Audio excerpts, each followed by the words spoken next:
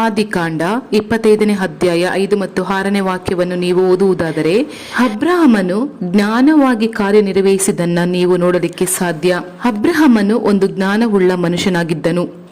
ಆದಿಕಾಂಡ 25ನೇ ಅಧ್ಯಾಯ 5 ಮತ್ತು 6ನೇ ವಾಕ್ಯವನ್ನು ಓದೋಣ.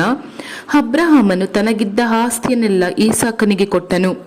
ತನ್ನ ಉಪಪತ್ನಿಯರ ಮಕ್ಕಳಿಗೆ ಕೆಲವು ಸೊತ್ತುಗಳನ್ನು ದಾನ ಮಾಡಿ, ತಾನು ಇನ್ನು ಜೀವದಿಂದಿರುವಾಗ ಅವರನ್ನು ತನ್ನ ಮಗನಾದ ಈಸಾಕನ ಬಳಿಯಿಂದ ಪೂರ್ವ ದಿಕ್ಕಿನಲ್ಲಿರುವ ಕೇದೇಮ್ ದೇಶಕ್ಕೆ ಕಳುಹಿಸಿದನು. ಅಂದರೆ ಅಬ್ರಹಾಮನಿಗೆ ಆ ಕಾಲದಲ್ಲಿ ಅನೇಕ ಉಪಪತ್ನಿಯರು ಮಕ್ಕಳು ಇದ್ದರು. ಆ ಕಾಲದಲ್ಲಿ ಮಾತ್ರ ಈ ರೀತಿ ಇತ್ತು, ಆದರೆ ಈ ಕಾಲದಲ್ಲಿ ಆ ರೀತಿಯಾಗಿ ಇಲ್ಲ. ಒಬ್ಬನಿಗೆ ಒಬ್ಬಳೇ ಹೆಂಡತಿ ಇರಬೇಕೆಂಬುದಾಗಿ ದೇವರು ಕೊಟ್ಟಿರುವಂತಹ ಕಟ್ಟಳೆ. ಆಗ ಆ ರೀತಿಯಾಗಿ ಇತ್ತು, ಏಕೆಂದರೆ ಆ ಕಾಲದಲ್ಲಿ ಧರ್ಮ ಪ್ರಮಾಣ ಇಲ್ಲದ ಕಾಲ ಮತ್ತು ಜನಸಂಖ್ಯೆ ಹೆಚ್ಚಾಗಬೇಕಿತ್ತು. ಸೊ ಆಗ ಅನೇಕ ಹೆಂಡತಿಯರು ಇದ್ದರು. ಅದರ ನಂತರ ದೇವರು ಮೋಶೆಯ ಕೈಯಲ್ಲಿ ಈ ಕಾರ್ಯ ಹಾಗೂ ಎಲ್ಲ ಕಾರ್ಯಗಳು ಬರೆದು ಕೊಟ್ಟರು ಧರ್ಮ ಪ್ರಮಾಣದಲ್ಲಿ. ಆಗ ಅವರಿಗೆ ಉಪಪತ್ನಿಯರು ಮಕ್ಕಳುಗಳು ಎಲ್ಲರೂ ಇದ್ದರು. ಅಂದರೆ ಈಸಾಕನು ಮಾತ್ರವೇ ವಾಗ್ದಾನದ ಪುತ್ರ ಆಗಿದ್ದ. ಈಗ ಅವರು ಏನು ಮಾಡುತ್ತಾರೆ ನೋಡಿರಿ, ಅವರೆಲ್ಲರಿಗೂ ಸೆಟಲ್ಮೆಂಟ್ ಅಂದರೆ ಒಪ್ಪಂದ ಮಾಡುತ್ತಾನೆ. ಫ್ಯಾಮಿಲಿ ಸೆಟಲ್ಮೆಂಟ್ ಜ್ಞಾನವಾಗಿ ಮಾಡುತ್ತಾನೆ. ದೇವರು ಕೊಟ್ಟಂತಹ ಜ್ಞಾನದಿಂದ ಅವನು ಉಪಪತ್ನಿಯರ ಮಕ್ಕಳಿಗೂ ಹಾಗೂ ತನ್ನ ಮಗನಿಗೂ ಜ್ಞಾನವಾಗಿ ಸೆಟಲ್ಮೆಂಟ್ ಮಾಡುತ್ತಿದ್ದಾನೆ. ತಾನು ಜೀವಂತವಾಗಿ ಇರುವಾಗಲೇ ಈಸಾಕನಿಗೆ ಏನು ಕೊಡಬೇಕು ಅದನ್ನು ಕೊಡುತ್ತಿದ್ದಾನೆ. ಮತ್ತೆ ಉಪಪತ್ನಿಯರಿಗೆ ಏನು ಕೊಡಬೇಕು ಮತ್ತು ಅವರ ಮಕ್ಕಳಿಗೆ ಏನು ಕೊಡಬೇಕು ಅದನ್ನೆಲ್ಲ ಕೊಟ್ಟು ಅವರನ್ನು ಸಂತೋಷವಾಗಿ ಕಳಿಸಿಕೊಡುತ್ತಿದ್ದಾನೆ. ಯಾರನ್ನೂ ಓಡಿಸಿ ಬಿಡಲಿಲ್ಲ. ಅವರಿಗೆ ಕೊಡಬೇಕಾದದನ್ನು ಕೊಟ್ಟು ಅವರನ್ನು ಕ್ರಮಪಡಿಸುತ್ತಾ ಇದ್ದ ಎಂದು ನಾವು ನೋಡುತ್ತೇವೆ. ಜ್ಞಾನವುಳ್ಳ ಮನುಷ್ಯನು ಸತ್ಯವೇದದಲ್ಲಿ ನಾವು ನೋಡುತ್ತೇವೆ. ಫ್ಯಾಮಿಲಿ ಸೆಟಲ್ಮೆಂಟ್ ತುಂಬಾ ಮುಖ್ಯವಾದುದು. ಅನೇಕ ಕುಟುಂಬಗಳಲ್ಲಿ ಇದರ ಕುರಿತಾಗಿ ಯೋಚನೆ ಇಲ್ಲದೆ ದೊಡ್ಡವರಾಗಿ ಕಾಣಲ್ಪಡುತ್ತೇವೆ. ಕೆಲವರ ಕುಟುಂಬದಲ್ಲಿ ನನ್ನ ಸಂಪಾದನೆ, ನನ್ನ ಪ್ರಯತ್ನ, ನಾನು ಪ್ರಯಾಸ ಪಟ್ಟಿದ್ದು, ನಾನು ಇದನ್ನೆಲ್ಲ ಸಂಪಾದಿಸಿದ್ದು, ನಾನು ಸಂಪಾದನೆ ಮಾಡಿದ್ದೇನೆ, ನಾನು ಜೀವಂತವಾಗಿರುವ ತನಕ ಇದು ನನ್ನ ಮಕ್ಕಳಿಗೂ ಕೊಡುವುದಿಲ್ಲ ಎಂಬುದಾಗಿ ಹೇಳುವಂತ ಹೆತ್ತವರು ಈಗಿನ ಕಾಲದಲ್ಲಿ ತುಂಬಾ ಮಂದಿ ಇದ್ದಾರೆ.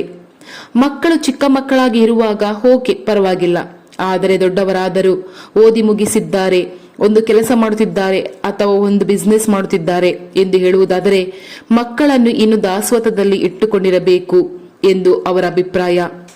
ಮಕ್ಕಳನ್ನ ಈ ರೀತಿ ನಡೆಸಬೇಕು ಎಂಬುದಾಗಿ ನೀವು ಹೇಳುತ್ತಿರುವುದಾದರೆ ನೀವು ಸ್ವಲ್ಪ ಗಮನಿಸಿ ನೋಡಬೇಕು. ಈ ಕಾರ್ಯದ ವಿಷಯದಲ್ಲಿ ಕೆಲವರು ಹೇಳುತ್ತಾರೆ, ನಾನು ಜೀವಂತನಾಗಿರುವ ತನಕ ಈ ಆಸ್ತಿಯನ್ನು ವಿಭಾಗಿಸುವುದಿಲ್ಲ. ಮಕ್ಕಳು ಕೆಲವರ ಮನೆಯಲ್ಲಿ 4 ಇಲ್ಲ 3 2 ಜನ ಇರುತ್ತಾರೆ ಎಂದು ಇಟ್ಟುಕೊಳ್ಳೋಣ. ಆಸ್ತಿ ಕೋಟ್ಯಾಂತರ ರೂಪಾಯಿ ಇರುತ್ತದೆ, ಭಾಗನೆ ಮಾಡಿಕೊಡುವುದಿಲ್ಲ. ನಾನು ಜೀವಂತವಾಗಿ ಇರೋ ತನಕ ಹೀಗೇನೆ. ಮಕ್ಕಳು ಎದುರು ನೋಡುತ್ತಾರೆ. ಅವರು ಬಿಸ್ನೆಸ್ ಕೆಲಸ ಮಾಡಿ ಅವರಿಗೂ ಹೆಂಡತಿ ಮಕ್ಕಳು ಇದ್ದಾರೆ ಅಲ್ಲವೇ? ಇನ್ನು ನನ್ನ ಕುಟುಂಬದ ಅದು ಆಶೀರ್ವಾದವಾಗಿರಬೇಕು, ಅದು ಅವರಿಗೆ ನಾನು ಭಾಗವಾಗಿ ಕೊಟ್ಟರೇನೆ ಅವರು ದುಡಿದು ಸಂಪಾದನೆ ಮಾಡಿ ದೊಡ್ಡದಾಗಿಸಬಹುದು ಎಂಬ ಆಲೋಚನೆ ಅವರಿಗೆ ಇರುವುದಿಲ್ಲ ಕೆಲ ಅಪ್ಪ ಅಮ್ಮಂದಿರಿಗೆ. ಆದರೆ ಇವರು ಹೇಳುತ್ತಾರೆ, ನಾನು ಜೀವಂತವಾಗಿರುವ ತನಕ ವಿಭಾಗ ಮಾಡಿಕೊಡುವುದಿಲ್ಲ ಎಂಬುದಾಗಿ ಹೇಳಿ ಹಠ ಮಾಡುತ್ತಾರೆ. ಅದನ್ನೇ ಹೇಳುತ್ತಾ ಇರುತ್ತಾರೆ. ಮುಂದೆ ಫಲಿತಾಂಶ ಏನು ಆಗುತ್ತದೆ ಆ ಕುಟುಂಬದಲ್ಲಿ? ಇವರು ಸತ್ತ ನಂತರ ಮಕ್ಕಳು ಜಗಳವಾಡಿ ಏನಕ್ಕೂ ಪ್ರಯೋಜನ ಬಾರದಂತೆ ವಕೀಲರಿಗೂ ಫೀಸ್ ಮೂಲಕ ಇರುವ ಹಣವನ್ನೆಲ್ಲ ಅವರಿಗೆ ಕೊಟ್ಟು ನ್ಯಾಯಮಂಡಲದಲ್ಲಿ ತೀರ್ಪು ನಡೆಯುತ್ತಾನೆ ಇರುತ್ತದೆ. ಮಕ್ಕಳು ದರಿದ್ರರಾಗಿ ಇರುತ್ತಾರೆ. ಈ ಮಕ್ಕಳಿಗೆ ಅರ್ಥವಾಗುವುದಿಲ್ಲ, ಇಲ್ಲ ಅಪ್ಪಮಂದಿರಿಗೂ ಅರ್ಥವಾಗುವುದಿಲ್ಲ. ನಮ್ಮ ಹಣವೇ ನ್ಯಾಯಾಲಯಕ್ಕೆ ಹೋಗುತ್ತಾ ಇದೆ ಎಂಬುದಾಗಿ ಅಷ್ಟೊಂದು ದ್ವೇಷ ಕಟ್ಟಿಕೊಂಡಿರುತ್ತಾರೆ. ಇದಕ್ಕೆ ಕಾರಣ ಯಾರು? ಹೆತ್ತವರು.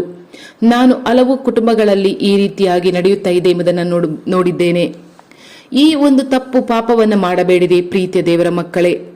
ಕೆಲವು ದೊಡ್ಡ ಕುಟುಂಬಗಳ ಒಂದಾಗಿರುತ್ತಾರೆ, ಅದನ್ನು ನೋಡಿ ತುಂಬಾ ಸಂತೋಷವಾಗಿರುತ್ತೆ.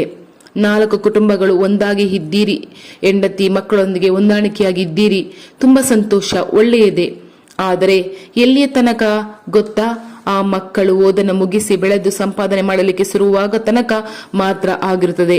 ಅದರ ನಂತರ ಅವರ ಒಳಗಡೆ ಒಂದು ಭಾವನೆ ಬರುತ್ತದೆ, ನನ್ನ ಕುಟುಂಬ, ನನ್ನ ಅಪ್ಪ ಅಮ್ಮ ಯಾಕೆ ನನ್ನಿಂದ ಮುಂದೆ ಬರಲು ಆಗುತ್ತಿಲ್ಲ, ಇನ್ನು ದಾಸೋಹದಲ್ಲಿ ಇರಬೇಕೆಂಬ ಚಿಂತೆ ಬರುತ್ತದೆ. ಹೊರಗಡೆ ಅವರೊಂದಿಗೆ ಐಕ್ಯವಾಗಿರುವ ರೀತಿ ತೋರಿಸುತ್ತಾರೆ, ಹೌದು, ಆದರೆ ಮನಸ್ಸಿನ ಒಳಗೆ ಆ ಬಾಧೆಯು ನೋವು ಇರುತ್ತದೆ. ನೀವು ಐಕ್ಯವಾಗಿರುವುದಾದರೆ ಸಂತೋಷವೇ. ನೀವು ಜೀವಂತವಾಗಿರುವಾಗಲೇ ನಿಮ್ಮ ಮಕ್ಕಳ ಕಾರ್ಯಗಳನ್ನು ಕ್ರಮಪಡಿಸಿ ಮುಗಿಸಿ ಬಿಡಬೇಕು. ಅಬ್ರಹಾಮನು ಅದನ್ನು ಮಾಡಿದ. ಜೀವಂತವಾಗಿರುವ ತನಕ ಅದನ್ನ ಮಾಡಲು ಹೇಳಿದ್ದರೆ ಅಂತ ಮಕ್ಕಳು ಜಗಳ ಮಾಡಿ ಒಡೆದುಕೊಂಡು ಸಾಯಲಿಕ್ಕೆ ನೀವು ಕಾರಣರಾಗುತ್ತೀರಾ? ನಿಮ್ಮ ಮೂರ್ಖತನದಿಂದ ಕಾರ್ಯ ಮಾಡದೆ ವಾಕ್ಯವನ್ನು ಗಮನಿಸುತ್ತಾ ವಾಕ್ಯದ ಪ್ರಕಾರವಾಗಿ ಬಾಳುವುದಕ್ಕೆ ಪಳಗಿರಿ. ಲೋಕದ ಪ್ರಕಾರ ನೀವು ವೀರತನದಲ್ಲಿ ಮಾತನಾಡಬೇಡಿರಿ. ಒಂದು ನಿರ್ದಿಷ್ಟ ಸಮಯ ಸಂಪಾದನೆಗೋಸ್ಕರವಾಗಿ ಕಲಿಸಿಕೊಡಿರಿ, ಅದನ್ನ ಪಳಗಿಸಿರಿ. ನಂತರ ಒಂದು ಸ್ಟೇಜ್ ಬಂದಾಗ ಇಲ್ಲ, ಅವನು ಗಮನಿಸಲಿಲ್ಲ, ಅವನಿಗೆ ಗೊತ್ತಿಲ್ಲ, ಈ ರೀತಿಯಾಗಿ ಹೇಳಿ ಮಕ್ಕಳನ್ನ ಮಟ್ಟ ಮಾಡಬೇಡಿರಿ. ನೀವು ಅವರಿಗೆ ಮೋಟಿವೇಟ್ ಮಾಡಿರಿ. ಪ್ರಾರ್ಥನೆ ಮಾಡು, ಕರ್ತರು ಈ ರೀತಿಯಾಗಿಯೇ ನನ್ನನ್ನು ಆಶೀರ್ವದಿಸಿದ್ದು, ನನ್ನನ್ನು ಮೇಲಕ್ಕೆ ತಂದದ್ದು. ಪ್ರಾರ್ಥಿಸು, ನಿನಗೆ ಆಲೋಚನೆ ಬೇಕು ಎಂದು ಆದರೆ ನನ್ನ ಬಳಿ ಕೇಳು, ನಾನು ಹೇಳಿಕೊಡುತ್ತೇನೆ. ನಿನ್ನ ಲೈಫ್ ನೀನು ಮುಂದೆ ವಹಿಸಿಕೊಂಡು ಹೋಗು. ನಿಮಗೆ 4 ಅಥವಾ 3 ಮಕ್ಕಳಿಗೆ ನಿಮ್ಮ ಬಿಸ್ನೆಸ್ ಅನ್ನ ವಿಭಾಗ ಮಾಡಿಕೊಟ್ಟು ನೋಡಿರಿ. ಅವರ ಕೆಲಸ ವ್ಯಾಪಾರದಲ್ಲಿ ಕೆಲಸ ಕಾರ್ಯಗಳಲ್ಲಿ ಚೆನ್ನಾಗಿ ಹೊಂದಿಕೊಂಡು ವೃದ್ಧಿಯಾಗುತ್ತಾರೆ. ಇದಕ್ಕೆ ಅನೇಕ ಪೇರೆಂಟ್ಸ್ಗಳು ತಡೆಯಾಗಿದ್ದಾರೆ.